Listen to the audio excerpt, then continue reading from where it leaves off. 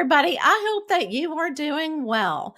Welcome to Michelle's Inspiration Hour. And I just hope that each episode brings you hope, joy, and most of all, inspiration. All right, so I have a question for you. Are you having difficulties finding or creating your dream career? If so, this episode is for you. So, our next guest, Limor Bergman Gross, has been a mentor for women in tech for over 5 years and a former director of engineering. For over 20 years, she worked in tech as an engineer manager and director of engineering. She knows firsthand how it is like being a woman in a male dominant field and all the challenges women face in the tech industry. She now leads ambitious women to find the next level in their careers and achieve more through a result orienting mentor process. She also created her own podcast, From a Woman to a Leader.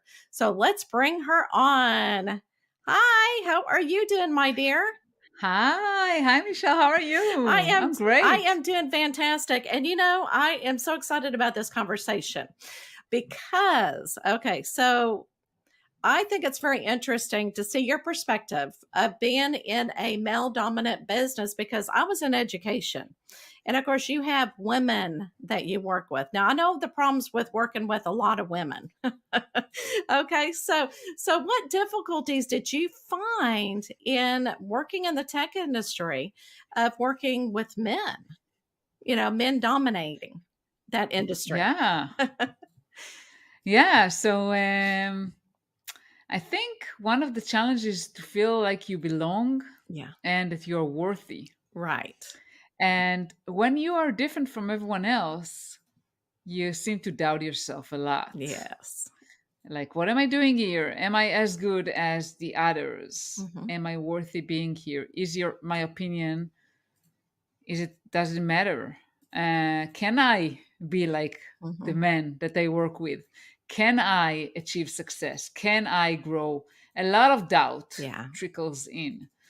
So those are some of the challenges. Oh, and I can completely understand, especially, if you're introvert and you're kind of afraid to get out there and be, aggressive and say, this is what needs to be done, that type of thing. So to mean business. So what really inspired you, okay, to go ahead and become a business coach? So it was a process. It didn't happen overnight. It started in 2017 when I started to mentor. I started as a volunteer mentoring other women in leadership roles, and I found that I really enjoyed it a lot. Right. And I got a lot of compliments all the time, a lot of thank yous for how meaningful I was for them and how they were able to achieve things they haven't thought about. Right. So that kind of encouraged me. I also was very involved in at the company I worked for with the company ERG, and I wanted to support more women. I wanted to hire more women. I did whatever I could to make a difference, and that kind of led me to think that maybe that's what I should be doing for a living. And I think that, and I think that's fabulous because that's exactly, I think, how people find their passion. But to really carry on and say, you know what, I can take this up to a different level. I can do something that's not being done at this time. So I've never worked with a business coach, and I know it is so important, especially if you get stuck in a career or, that you don't like and you don't know what to do. So when people come to you, what is the process? How do you get them started into your program? And what do you look for to help them? Yeah, it really depends, and it's different Yeah. from one person to another. Some people know exactly what they want and what they want from me. Some people don't know. Mm. So if they don't know, I try to understand first of all their background, Mhm. what are the challenges that they have. We go through analyzing their strength and they seeking feedback from others to identify really who they are Mhm. and what value do they bring. Then we try to go into passions and what are the things that they're passionate about, trying to build a goal, a vision for them, Mhm. what they want in their life. And a lot of times for women, I mean, it's hard for them to even imagine themselves, right? I mean, even allow themselves to think of themselves at a certain level. So we first work on that, on creating a vision, and really, trying to allow themselves to dream Mhm. that it is something that can be attainable for them, even if it's going to take them several years. And then we start diving into whatever is holding them back. Mhm. We uncover limiting beliefs, we uncover fears, a lot of things that are holding them back. Right. And so I guess and I know it's almost like, your thought process of things that you've been taught, especially as a child. We kind of put those barriers in place because of all the things that our belief system. So it sounds like you've Yeah. really got a job ahead of you trying to break through that belief system that everybody has. Yes, because I believe the mindset Hmm. is one of the most important things. It's not so much about the skills and abilities. Yes, you need to have the skills. Yes, you need to have abilities. Yes, you need to work. But your mindset Yeah. determines a lot whether you're going to be successful or not. Hmm. And when someone makes this mindset shift, things start to happen. Right. And that's when I guess you don't see anything moving forward because that's where you stop. I know with me, oh my gosh, I was an educator for so long and then I changed jobs. I thought, okay, I am getting burned out. So what did I do? Found another job that was in education as well. So what do you recommend for people that are finding themselves burned out in their job and not know where to turn? Besides, quitting, period. So what do you recommend for those people that get burned out? Yeah, I mean, first of all, I think that taking a step back and identifying, okay, what are the things that you feel like you accomplished? What are the things you're really proud of? Mhm. Even asking for other people if you're kind of stuck. Oh, right. And what did you bring? I mean, how were you able to achieve those things? What are the skills that you have? What are the strengths that you have that allowed you to achieve that? Mhm. And how can you utilize those skills? I mean, because a lot of times Mhm. we are limiting ourselves. Okay, if I'm in an education field, that's the only thing I can do. Right. And usually it's not the case, right? Mhm. I'm Michelle. I'm taking you as an example. I have a lot of skills, and I can apply them in Mhm. different areas, in different fields, not necessarily just in one. Right. So first, but you need to first realize who are you? What do you bring? What are your diamonds? And how can you utilize them elsewhere? And I can see where your business would really help because sometimes it just helps somebody walking through the process. Because as you were answering those questions, I'm going, I know, but I don't know. That type of thing. So I think it'd be awesome, to be able to talk to somebody, especially when I was going through my burnout, to find services. And I of course didn't know that existed being in education, not being really in the business world per se. Now I heard about the imposter syndrome, and I actually felt that whenever I went to another job. Can you kind of explain what imposter syndrome is and how to get past that? Yeah. So imposter syndrome basically, as it sounds, right? It's like you feel like you're an imposter. Let's say you are a manager, okay? And so I was a manager for many years, Okay. but you feel like, am I even good at what I do? Am I just, imposing? Like, I, am I really a good manager, or it's like I'm pretending I am one, and I'm not really that good. Right. So it's like you doubt yourself whether you're really capable, whether you're really doing the thing that you're supposed to. Mhm. How am I even there? I mean, what am I doing? What value do I bring? Right. So a lot of self-doubt Yes. and questioning your abilities and what you can do. Yes, and I can see more people going through that and going, "You know what? I'm not supposed to be here." Especially, as we were talking about in a men in if you're a male in both ways, if you're in an industry where you don't feel like you belong, I can see where that Yeah. would be even more difficult, to get your feet wet. So let me ask you this. I don't know why I feel like I need to ask you this. So what was your favorite job that you had of all time before you reached this point? Uh, Favorite job. I mean, I think the last one definitely was a good one because Mhm. I worked fully remote. Oh. That was the first time that I was able to work fully remote. And I was able to really find a harmony between my work and life. And having a Ah. family, a large family, I have 4 children, Mm. and always having to commute and spend long hours in the office, Mhm. I I sacrificed a lot. Even Yes. my son, my second son, told me one day that he has a trauma from being a child that I never picked him up from daycare. So I Oh, sacrificed a lot right. to advance my career.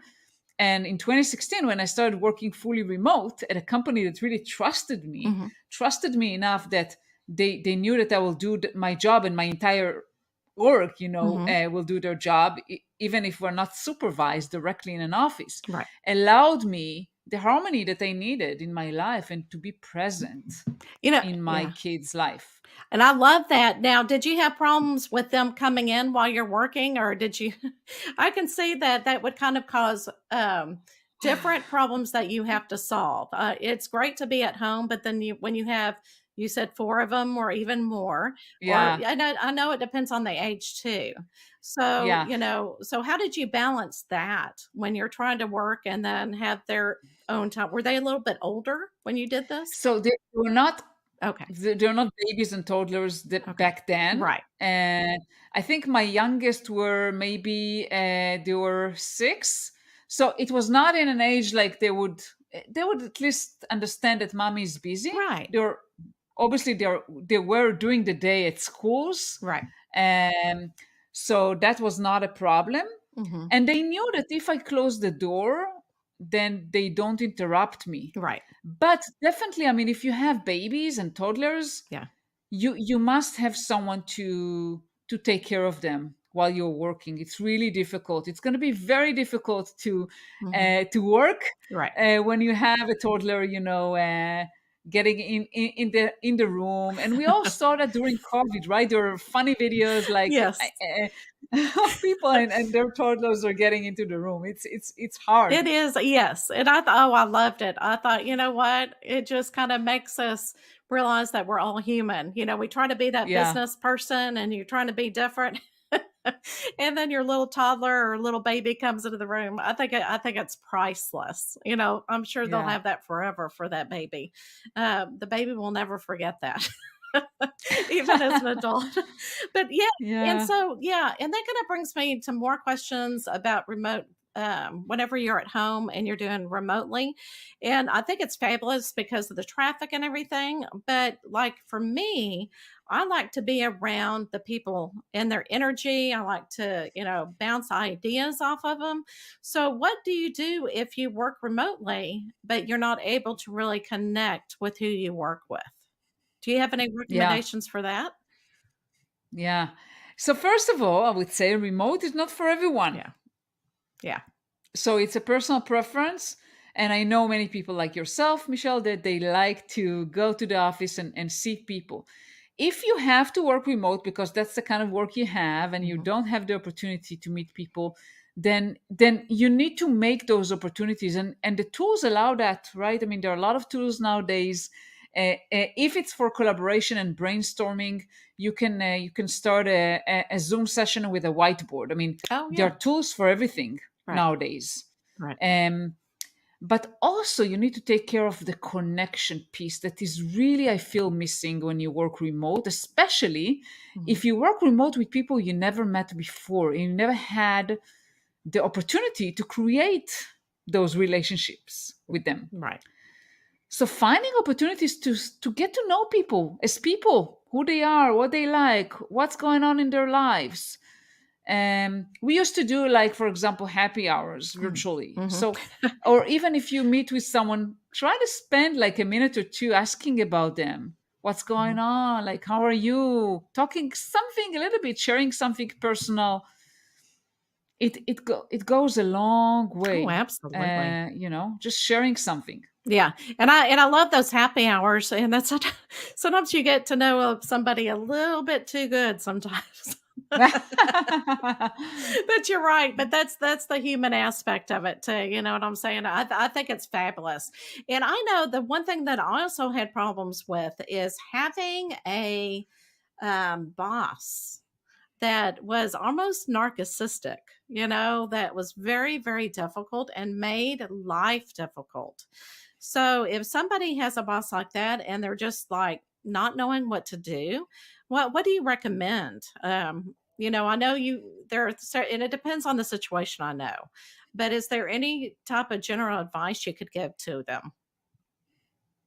Yeah, it's hard for giving general advice on some, but if you have a boss that really is full of themselves, they're a Mhm. narcissist or egocentric or what have you, I mean, a lot of times there's not much you can do rather than try to see uh, how you can, as Mhm. much as possible, give them what they need. So if Right. someone really needs for their ego Mhm. to feel like they're in control, how can you make them feel like that? So it means a lot of times putting your ego aside. Mhm. And I'm not saying that you completely give up on Oh your yeah. ideas and thoughts, but maybe try to be in some sense a little bit manipulative, Yeah. and try to see how you can make them feel good about themselves, Mhm. um, and satisfy their needs. A lot of times it comes from what do they need. They need to feel important, they need to feel like they're in control, they need to feel like they have the last say. So a lot of times just trying to realize what is important for your manager and how you can make them satisfied Mhm. will help you. I'm not saying it would be fun to work with someone Yeah. like that, but at least it can be manageable. And I love that. I absolutely love that. I love that. It's almost like you're playing the game. You know, I mean, it Hmm. is kind of like a game that you're having to play. And because I know that, you know, quite the opposite, if you decide to get angry, then it's going to make things worse for you at that job where eventually it kind of snowballs, you know, that type of thing. It Yeah. gets worse and worse and worse. So I love that idea of really thinking about, okay, how can I, you know, get through the situation, work with this boss, do whatever I love and just get through it. Not get through it, but you know, try to find the joy and the passion in what you do. And I think that that is one thing that will get you through the difficult Yeah. times, you know, that type of Yeah, thing. and in general, trying to put emotions aside Yeah. is always a good thing, right? I Right. mean, being emotional will not Hmm. help you. So trying to control those emotions as much as possible. Yes, and I love that. And becoming, you know, because I was in education, you know, teachers are emotional beings. Because that's why we're in education. Hmm. So, yeah, so it was, you know, up and down. And I think that I love that you put your emotions on the side and just take a deep breath and do whatever you're meant to do, that type of thing. Yeah. So, what advice do you have for somebody, especially a woman, that has raised her kids, stayed at home, and is willing to go into the workforce but doesn't know how to do it? So, what advice would you have for them?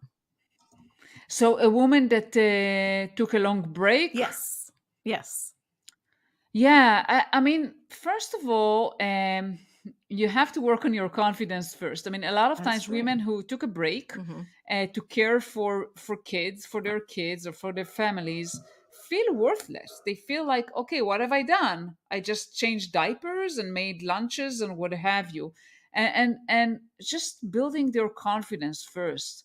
What are their skills? What are they good at? What can they bring to the workforce?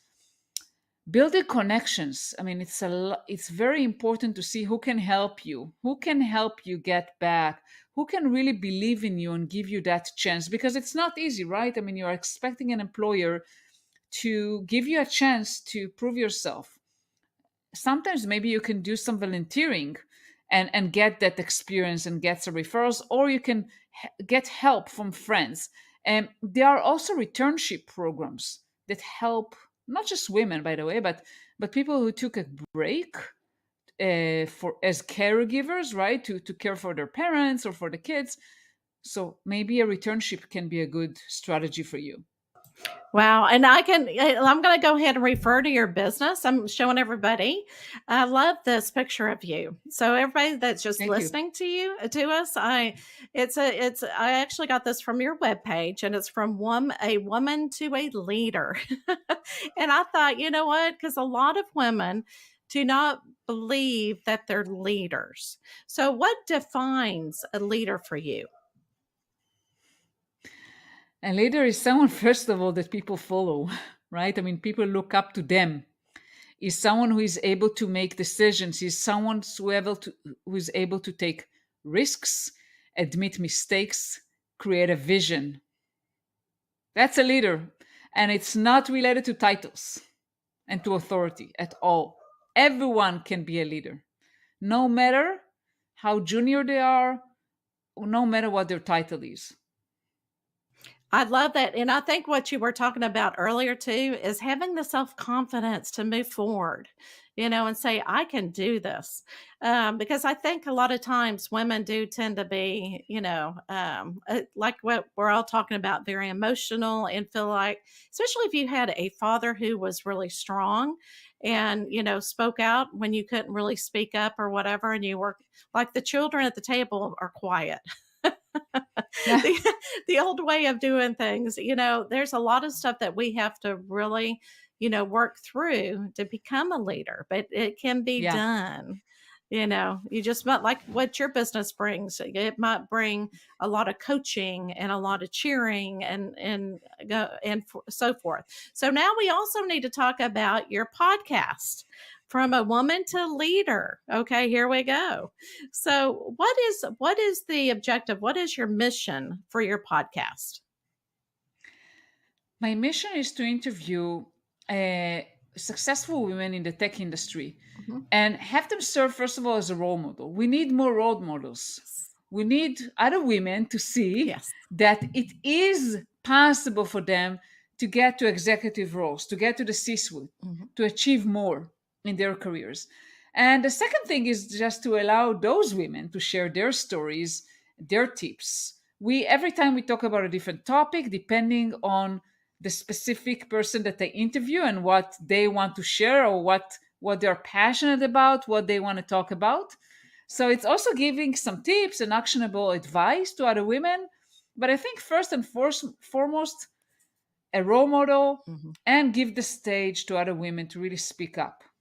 And I love this. And you know what? And I look at every generation, and I think we're actually doing a good job with that because I think there's so many young girls.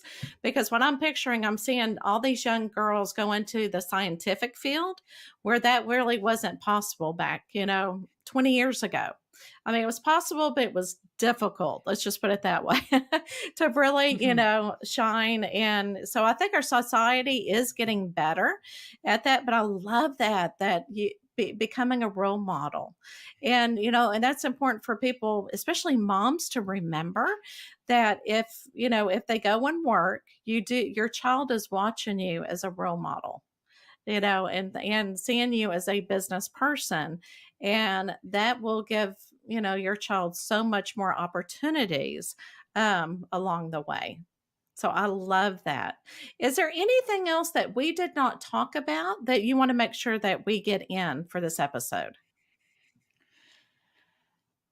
Wow, I cannot think of something right now. I mean, I think you covered quite a Yeah, lot. and I think you did a fantastic job. And again, I just think that there needs to be, and I'm glad there is, and I know that coaches, there's like life coaches and everything else, and I think we need that, especially post COVID, because a lot of people are trying to get back into the world, to be brave and see those opportunities that are out there, and we're slowly getting there. But I think that a lot of people need that coaching, and they need somebody to, help them move along because they feel so isolated. Do you feel like a lot of Yeah. people are feeling more and more isolated right now? I don't know Yeah. because I know that many companies Do promote coming to the office, especially here in Israel. I mean, I know that many companies work hybrid mode. So Right. I don't know Yeah, if right. people still feel alone, Right. but definitely I know that women need support. They need someone to help them believe in themselves, Yes. someone to Yes. push them forward. Absolutely. Oh, well said. See, that's the last point right there. Are you ready for your last question? Yeah, All right, yeah, let's looking bring it forward to on. that. All right, let's spin it. The Wheel of That's Fortune. right. That's what it reminds me of too. But you don't win anything. You just have to answer a question. Oh, wow, that's right on the dot there. Okay. So, this is very interesting, short and sweet. But what is your favorite number and why? Okay, so my favorite number is 5, Okay.